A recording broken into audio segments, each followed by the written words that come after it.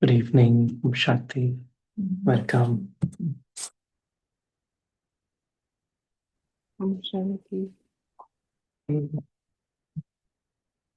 Shanti. And everyone is doing well. So today we have taken the topic, who owns your mind? And the Sunday's main message was to become a self-sovereign. Self-sovereign means one who has a right on the self, which means to have a right on my thoughts, a right on my feelings, right? Which means that I choose what to think, right? Which means I have a right on my mind. But then there is this opposing force of illusion, Maya, which often takes control of our mind. So that's why it says, who owns your mind? Right? Is it the truth? Is it the self? The true self? Is it Baba, the divine? Or is it the illusion or the ego? Right? So whoever owns it, that's how they will run it. Mhm. So if, God is in charge of my mind, or if the soul is in charge, then automatically mind will create pure thoughts, good wishes, pure feelings. Right? But if the ego is in charge, or the Maya, the illusion is in charge, then automatically it will create wasteful thoughts and wasteful feelings, or emotions that are not healthy, right? So we thought to dig a little deeper into this topic of how to first understand whether it's controlled by the truth or by illusion. And and when we realize, okay, it is controlled by illusion, then what to do, how to bring it back to the truth, right? So let's look deeper today in this topic. Sure. So this one says, what consumes your mind controls your life. What consumes your mind controls your life. Right? So the experience of life that I have is dependent on what is there in my mind. On an external level, I may or may not have everything, but it all depends what is the state of my mind. Mhm. So what consumes your mind means what is it that's there in my mind. That is what controls my life. So attention has to be the the inner self, on the mind. Right? Mhm. This one says, your biggest enemy is your uncontrolled mind. Your biggest enemy is your uncontrolled mind. So there is no enemy outside, right? Mhm.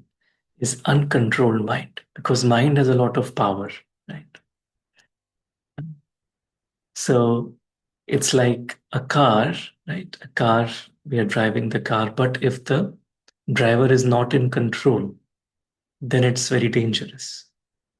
The car, he can, and it sees danger not just for himself, but for others on the road also. In the same way, if the mind, so mind is very powerful, because, we create everything with mind only. Right? Whatever, we have created in this world, even AI is so powerful. But who created AI? The mind, right? That's how we only create it, right? So the mind is the most powerful if you see that way, right? But an uncontrolled mind is very dangerous. Right. So that's why they say mind is a very dangerous master. It's a very good servant, obedient servant, but it's a very dangerous master if mind becomes in charge. Right. So it's important to tame the mind, to control the mind. Mhm.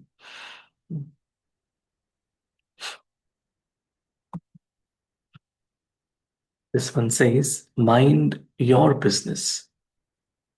Take care of what you came here for. Find the I first, and you may afterwards speak of other matters. Right. They say, mind your business. So then we know that, we are souls, we have come here, right? So it says, take care of what you came here for. Find the I first. So if I have lost myself, then there is no point in going into other things. So first is to really be true to my purpose of being here. So if I'm not true to it, then it's like I'm not, minding my business, right? It's like I'm going into other things. And that's where I, give my control to others. Mhm. But if I just focus on myself, minding my business, okay, whatever the situation may be, but what is it that I have to do? If I just focus on that, then the rest automatically gets taken care of. Mhm.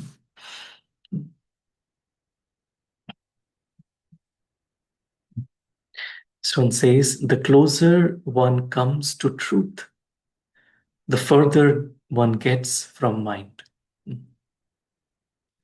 Baba uses the word mat. Mat is direction. And Baba talks about three kinds of mat. What are they? What are those?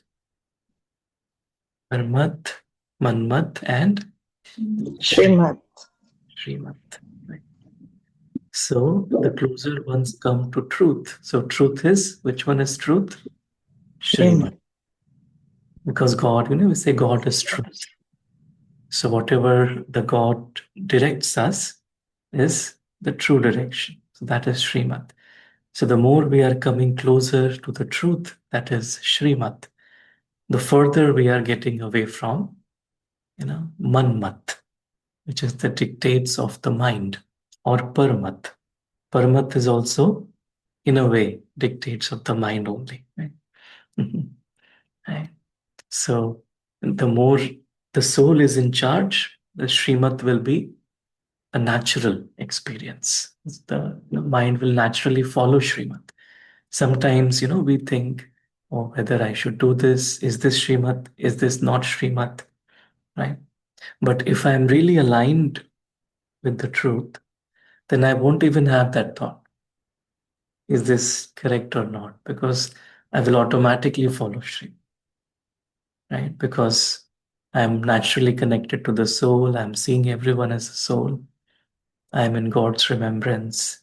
Then naturally, other thoughts won't come. So there won't be any doubt whether, So it's like the mind will be, filled with, divine feelings. Mhm.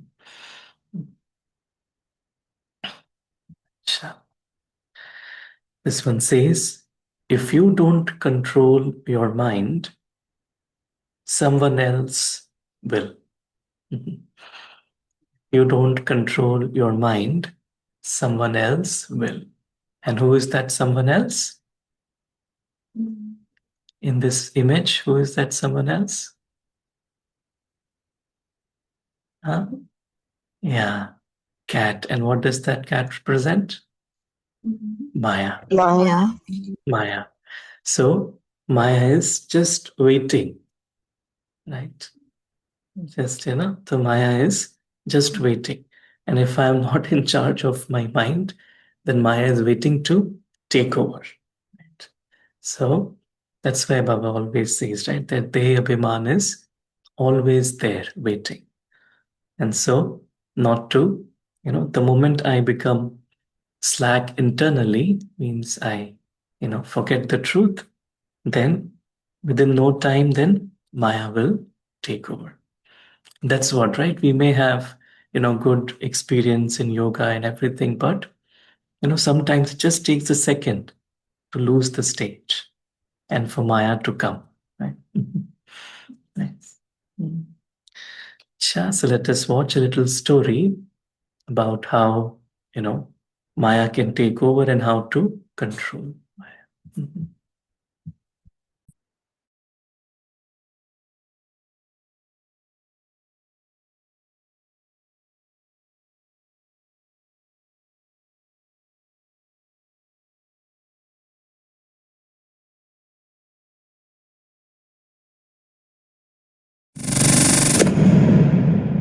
Once upon a time, in a small town, there lived a mystic who had captured a ghost. He decided to sell it and went to the city market, carrying the ghost sealed inside a glass bottle. Sitting quietly in a corner, he began calling out to the crowd, "Buy this ghost, a powerful ghost for sale." People laughed at him and moved on. But soon, a wealthy merchant passed by. His business was spread across many countries. Seeing the mystic sitting with a strange bottle, the rich man stopped and asked him curiously, "What are you selling?" The mystic smiled and said softly, "It is a ghost, but it is not an ordinary one. It can do anything you ask for, no matter how difficult the task. It works fast, without rest, and never gets tired." The rich man raised an eyebrow. "A ghost that works for humans. And how much do you want for it?" "Only 500 coins," replied the mystic calmly. The rich man was surprised. "What? Only 500 coins? Something so powerful, and you are selling it so cheap. Why so?" The mystic leaned closer and whispered, "This ghost indeed has great power, but there is one big problem. If it has no work to do, it becomes hungry, and then it runs to eat its master." The rich man thought for a while. "I have countless businesses and endless work. This ghost won't get a moment to rest. It will work for me forever." Confident, he handed over the money and took the bottle home. As soon as he opened the bottle, a smoky figure emerged and wrote, "Work, work, give me work, or I will eat you." The rich man did not panic. He already had a long list of tasks ready. He immediately gave the ghost many orders.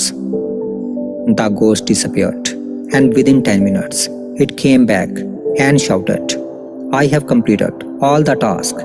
Give me more work." The rich man was delighted. "This ghost is truly useful," he thought. He again gave the ghost a long list of new tasks, and the ghost finished them all within 10 minutes. The rich man could not believe his eyes. "This ghost is a blessing," he thought. "Now I can rest, and all my work will be done in no time." But a few days later, his joy turned into fear. The ghost had completed just everything. There was nothing left to do. Yet the ghost stood before him and shouting, "Work, work, give me work, or I will eat you." Now the rich man could not sleep, could not eat, and could not rest. Even at night, he had to stay awake to give the ghost some task to keep it busy. Days turned into nights, and nights into sleepless fear. His health began to weaken, and his mind was filled with worry. Then one day, a wise monk came to that town. Hearing of his wisdom, the rich man rushed to meet him and told him everything. He told him about the ghost, his sleepless nights, and his fear of being eaten alive. The monk listened quietly, then laughed gently and said, "Your problem has a very simple solution. Ask the ghost to bring a long bamboo ladder and keep it in your backyard. Whenever you have work, Just tell him to do it. And when you have no work, order him to climb up and down that ladder continuously and keep counting every step. He will stay busy and never trouble you again. The rich man bowed in gratitude and hurried home. He did exactly the same. The ghost brought a tall bamboo ladder, set it up in the backyard, and began to climb up and down non-stop. Whenever the rich man had some work to do, he would ask the ghost to do it. And whenever he had nothing to assign, he would ask the ghost to keep climbing up and down the ladder. And from that day onwards, the rich man finally slept peacefully. His work was done, and the ghost stayed forever busy with the ladder. This is the story of our life. The ghost in this story is not just a spirit, it is a reflection of our own mind. When our mind is occupied with work, when it is learning, creating, or doing something useful, it remains calm, focused, and steady. But the moment it becomes idle, when it has nothing meaningful to do, it starts wandering here and there. And that's when all the trouble begins. An empty mind becomes a playground for countless thoughts, and most of these thoughts are negative. They bring fear, doubt, comparison, anger, and regret. The mind starts thinking of old memories, imagining worries, and creating problems that don't even exist. And thus, the same powerful mind that can build our life begins to destroy our peace. That's why it is said, an idle mind is the devil's workshop. When we give our mind a purpose, a specific direction, it takes us toward progress. But when we leave it without discipline, it can lead us toward destruction. The bamboo ladder in this story represents our breath. Just as the monk advised the rich man to keep the ghost busy climbing up and down the ladder, we too must keep our mind anchored to our breath when it has nothing to do. Whenever you are free or idle and your mind starts running wild, simply watch your breath gently. Watch it as you inhale and exhale. This simple awareness brings peace to your mind. It is the easiest meditation in the world, yet the most powerful one. So, always remember, the secret of peace is not in stopping your mind, but in guiding it. Keep it busy.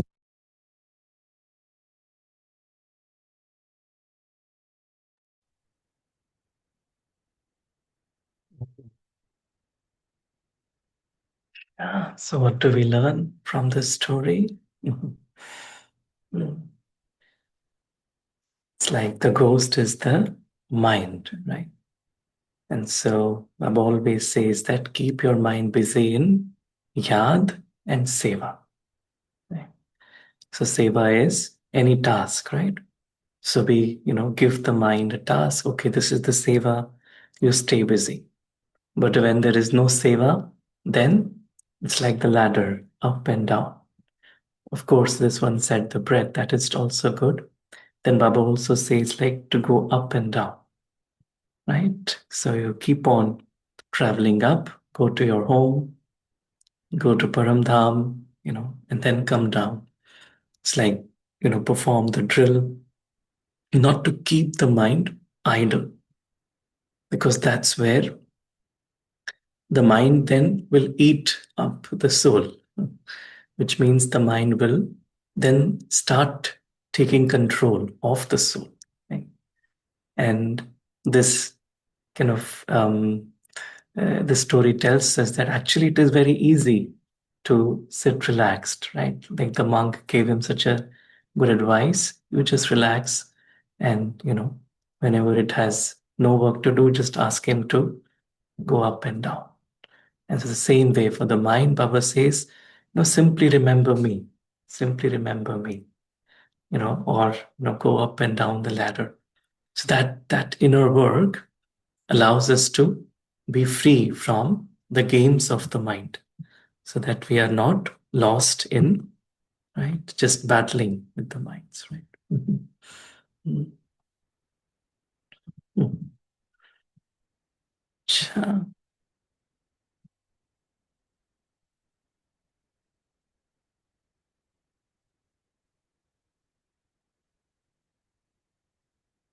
cha. This one says you have to train your mind to be stronger than your emotions, or else you lose yourself every time. Mhm. Right? Because when the mind is in charge, when the ghost has taken control, it's like all the emotions will consume the mind, right? And that's where you have to train your mind to be stronger than your emotions, right?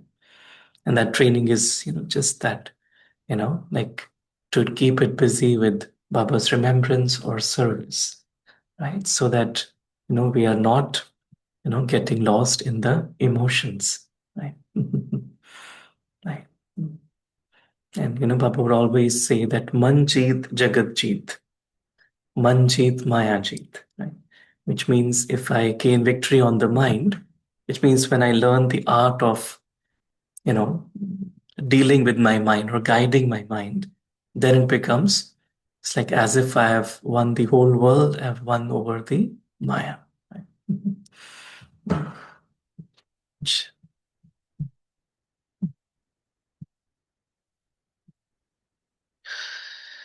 Yeah, so we'll look into an interesting aspect here.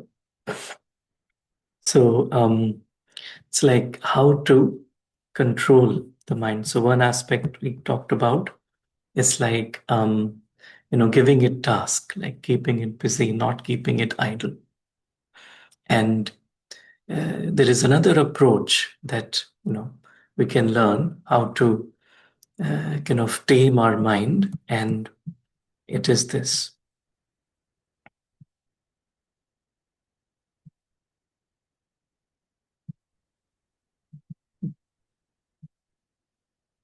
So this one says, the master takes action by letting things take their course. It's like when the soul is in charge, the soul is the master.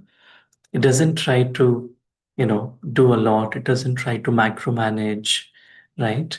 But the master does just allows everything, to just take its own course, right? So it's not like I'm trying to, control the mind, like, do this, do that. But it's as if I'm just detached and I'm allowing everything to be as it is, right? To be what it is. And in psychology, there is a very interesting term to it, and it is called the backwards law. The backwards law. What it says is more effort equals to worse results. So generally, more efforts lead to more better results, right? But in this concept, it says, right, in backwards law, it's like the more I try to be positive, the more I try to be peaceful, I'm becoming less and less. Right? And the more I just allow it to happen, it will, we can relate to it, right? Sometimes we try to meditate. And when we try to meditate, it doesn't happen. But if we just allow it, then it automatically happens. Right? Mhm. And that's what this law says. So, not to try too much, but just to let things take their course. Right?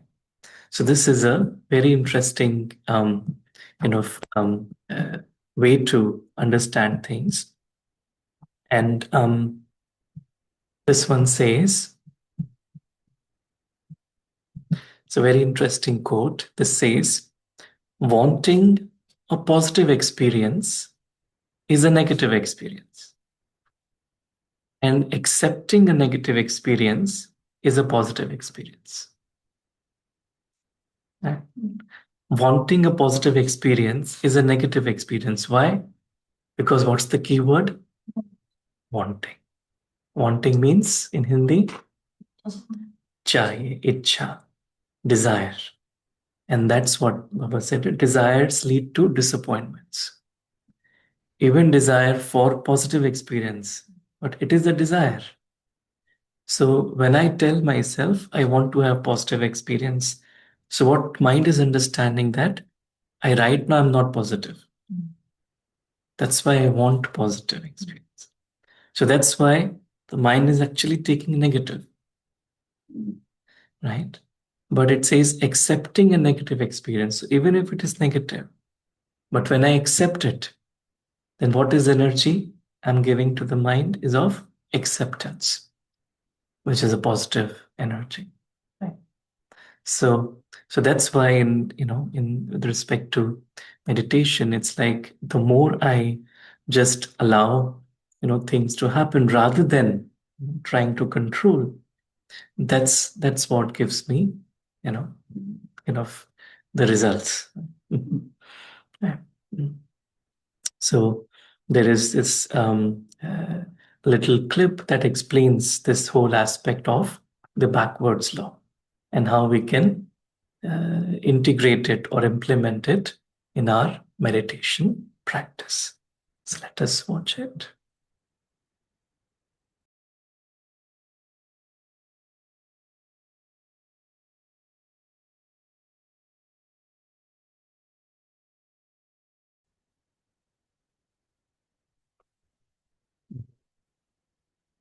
I thought described it really well with all the examples and right and animation.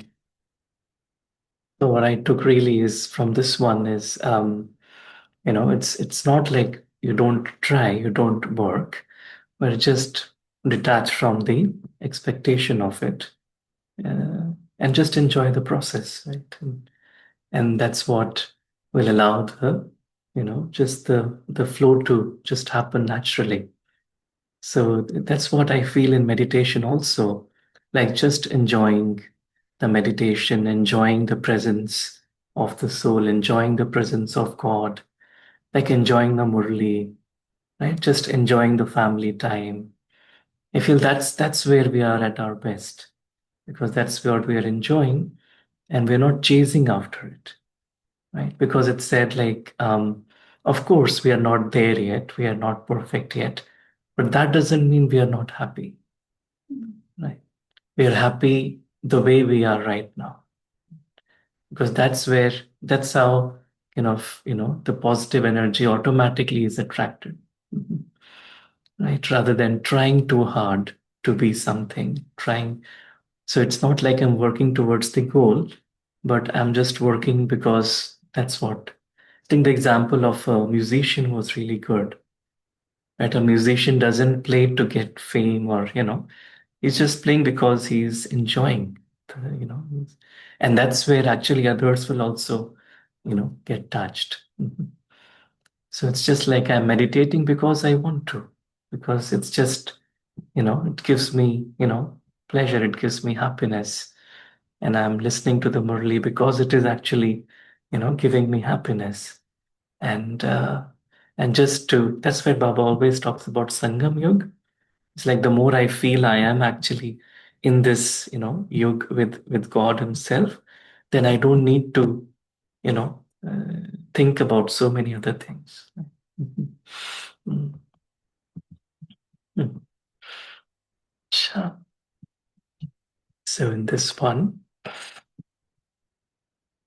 there is another um, very nice way to look at it is so it's it's a model to understand like how to kind of prioritize our so many thoughts that come. So it says divide them into three circles. So the outermost circle is things you cannot control. It's called the circle of concern. Then the middle circle is things you can influence. That is circle of influence. So this is like work, relationships, family, behaviors. And then the center is innermost circle is it's called circle of control, which is the personal goals, self-care, right? Thoughts about the self, meditation, what is my response. So it says that focus 80% of your energy on the innermost circle, right? So when I focus too much on the the external circle, that's where it's like, I'm chasing after something. But if I'm just focused on the innermost circle, then I'm not, too much trapped or affected by, outside world. Right. So it's a famous concept in psychology. That's what they say. It's circle of control, influence, and concern. So when I focus my energy on the center, then the things you can influence also get influenced. Means my state of mind will impact my relationships, will impact my work, right? Will impact, whatever is happening with me. And then I don't need to bother about other things. Mhm. But if I'm outside, my attention is outside, then, then it's like the mind has taken over. So this is the way to understand it, right? Mhm. There is another interesting term in psychology. They call it the mouse trap effect. Yeah, the mouse trap effect. So what does this image tell us? So the mouse is, what is he looking for? Temptation. He's tempted by Cheese. the cheese. But the cheese is The trap.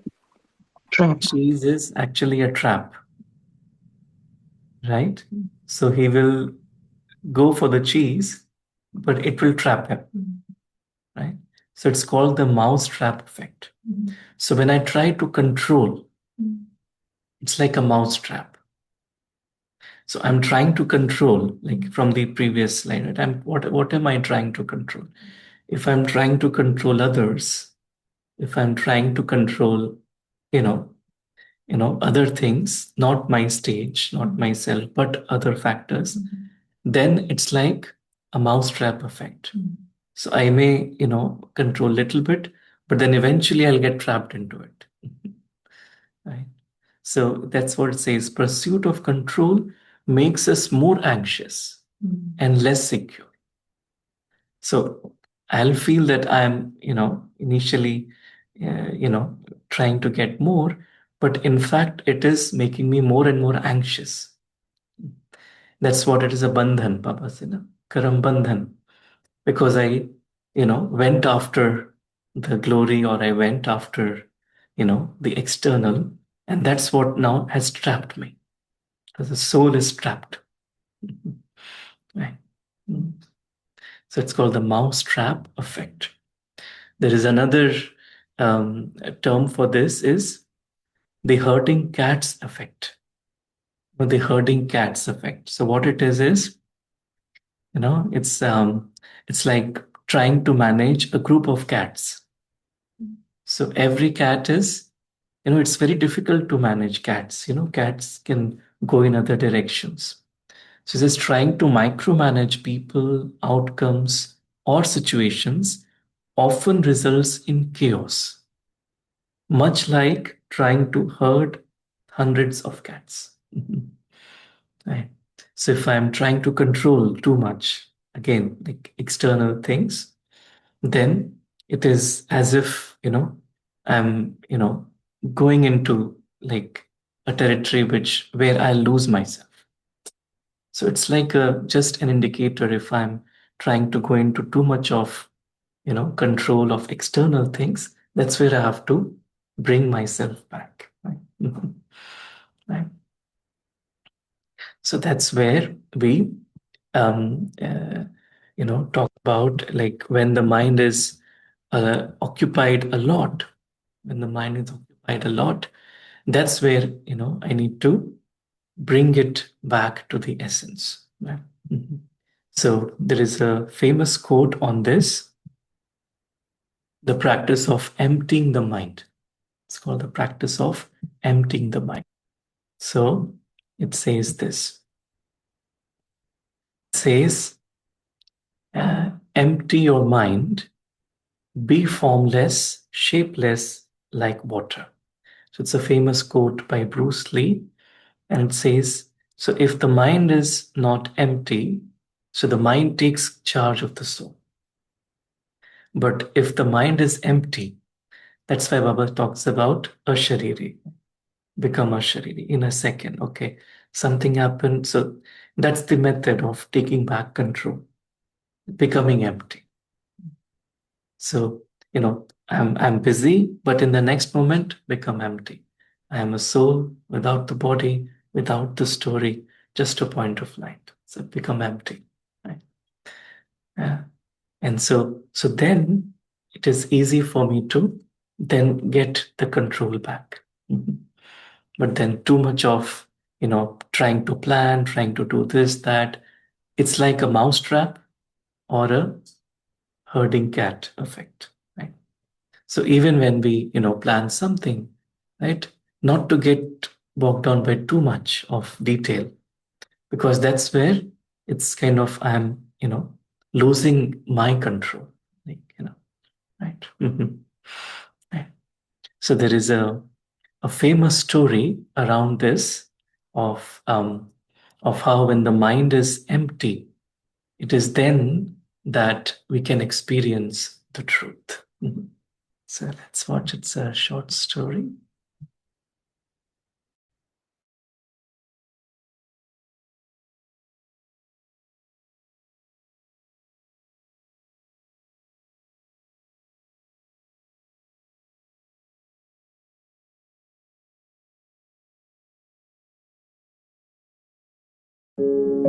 Once upon a time, there was a Japanese Zen master. One day he was visited by a professor who was very interested in Zen Buddhism and teaching. The Zen master welcomed him and served him a cup of tea.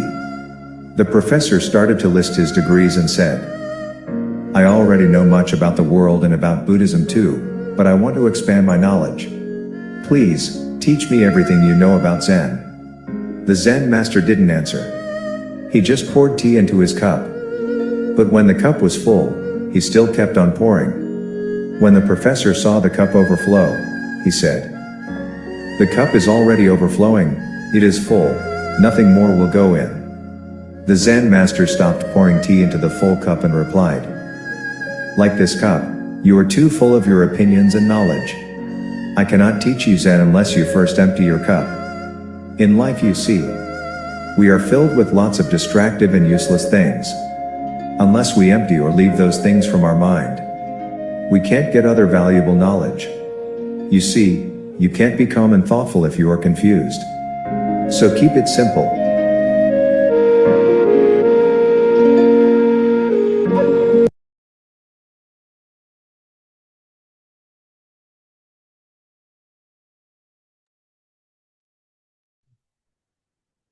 So to be empty is the first step.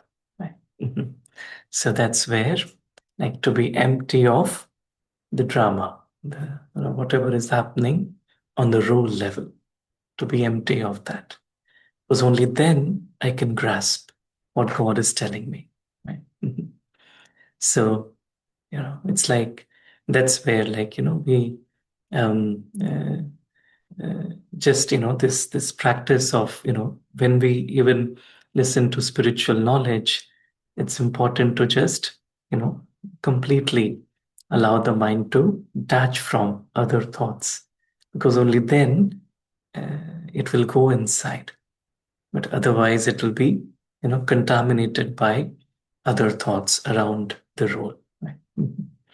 So that's why being empty allows me to take back my control. Mhm. Right. And when the mind is empty, then the mind can experience the ultimate. And the ultimate is this. What is the ultimate? Man Manabhav. Because Man Manabhav is also a state of the mind, right? And the mind is just completely relaxed and rested on the divine, right? I don't need to think about anything else, right? And because the mind is empty, I can then, just experience God's presence. And that's because if we see mind is a tool for us to experience God, because without mind, how will we experience? And so through meditation, I just become empty of, other thoughts and just become man manabhav. And then it's like automatically the mind starts to follow the truth. Right? So then after Manmanabhav, then who owns the mind? God. God then owns the mind. And then God can use the mind for Mansa Seva. Right? Because then God can use the mind to create vibrations and spread vibrations in the world. Right? So Mansa Seva happens when I experience being Manmanabhav. Cha Om Shanti. Thank you. Thank you, everyone, for your time. Let's just take a moment to just go within and realize our truth. Just allow our mind to be engaged in the service and remembrance so that I don't just keep it idle and I experience the truth so that the mind is away from the illusion, the ego.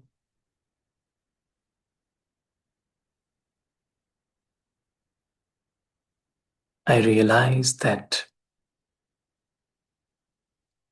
I focus my attention on things which are in my control, on the inner circle, so that I get aligned with the flow of life and enjoy every moment rather than wanting something, even a positive experience. And this alignment leads to natural experience of the soul and God. And I just pay attention to keeping the mind empty of unnecessary details of the drama, the story, so that I then become Manmanabhav, just focusing my mind on the divine.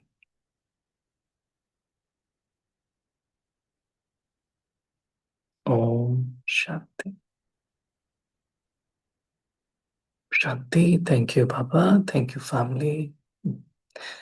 So if maybe we can open up if anyone would like to share any thoughts online, maybe can go first if anyone would like to share. Shanti.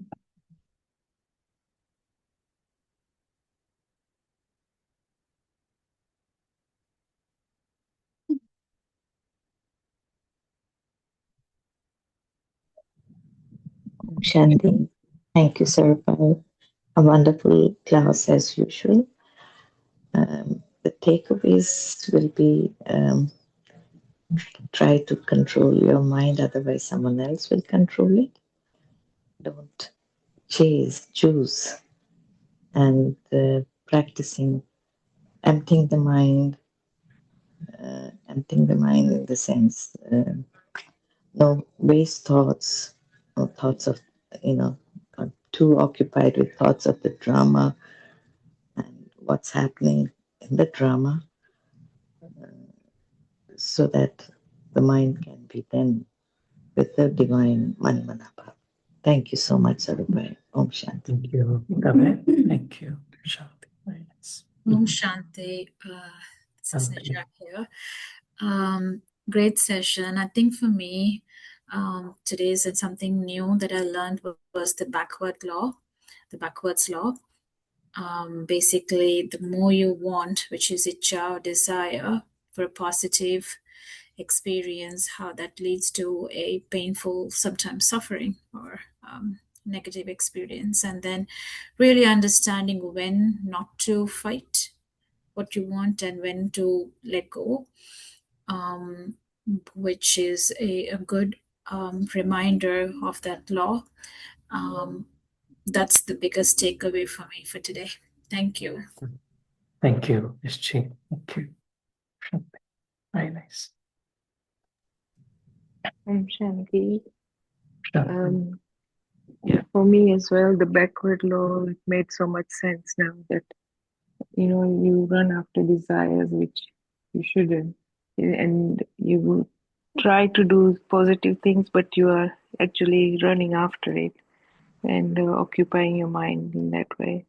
So just enjoy whatever experiences you get and be content with that.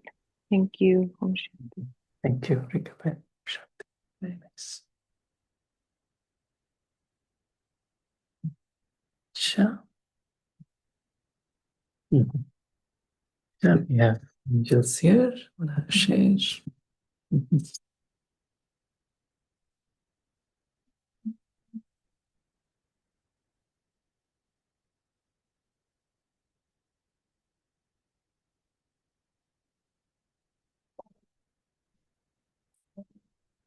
Was like if you don't control your mind, someone else, like Baba said always, like अगर हम अपने mind को control नहीं करेंगे तो माया हमेशा देखती रहती है वो.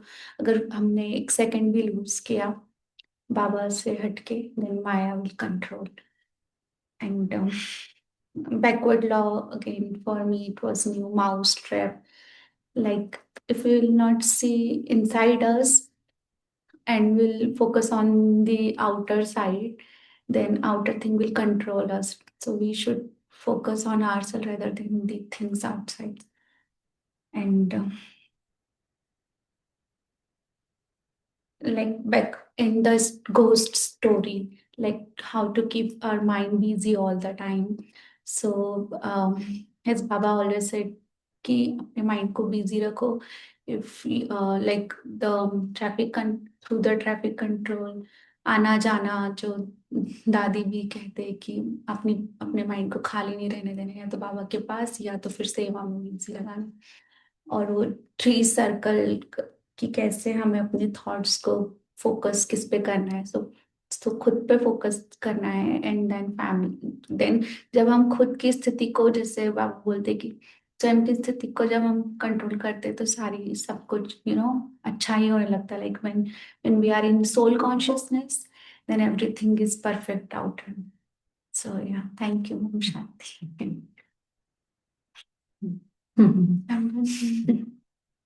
ओम शांति. मुझे माइंड हमेशा बहुत फैसिनेटिंग लगता है क्योंकि उसको जितना समझने की कोशिश करते हैं उतना ही कंफ्यूजिंग होता है. तो पर आज के सेशन से मैंने जो कुछ पॉइंट्स लिए, एक तो वही है कि जो रमन महर्षि का कोट है कि mind your business, find the real I first and then you may mind other matters, is powerful. और फिर ये बैकवर्ड लॉ तो हम रोज ही एक्सपीरियंस करते रहते हैं. So the take home message for me is that just want less and then focus on emptying your mind. So thank you so much.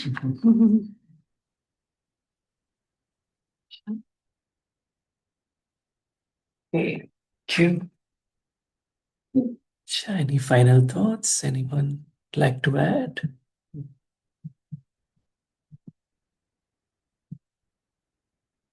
Sure. So thank you for joining and have a good rest of the evening.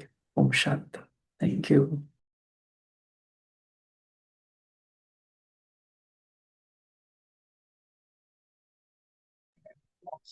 Thank you, Sarubhai.